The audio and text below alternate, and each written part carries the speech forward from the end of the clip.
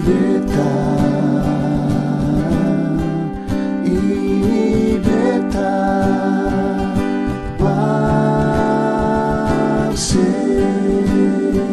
Saudaraku yang terkasih di dalam Tuhan Yesus Kristus, hidup kita ada di dalam berbagai situasi.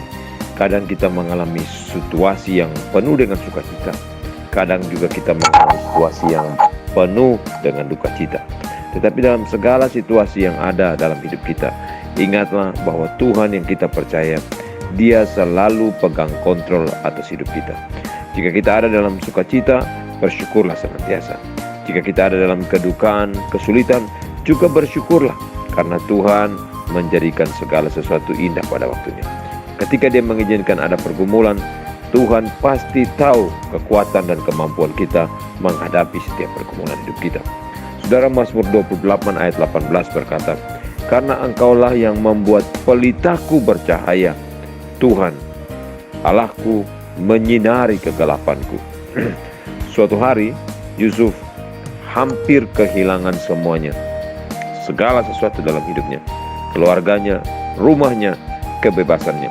Saudara bisa membaca kisah tentang Yusuf di dalam Kejadian pasal 37. Betapa Yusuf merasa ditolak dan dihancurkan ketika saudara-saudaranya menjual dirinya sebagai budak ke Mesir.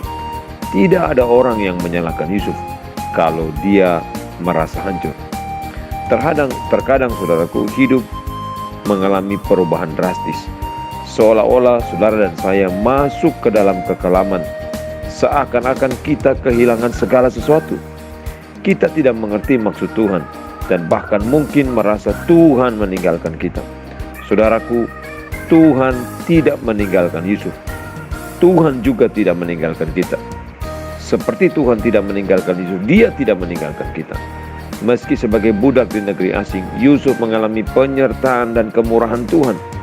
Dari hidup Yusuf kita belajar bahwa kunci untuk tetap berjalan meskipun dalam kegelapan adalah tetap berpegang teguh terus-menerus pada Tuhan.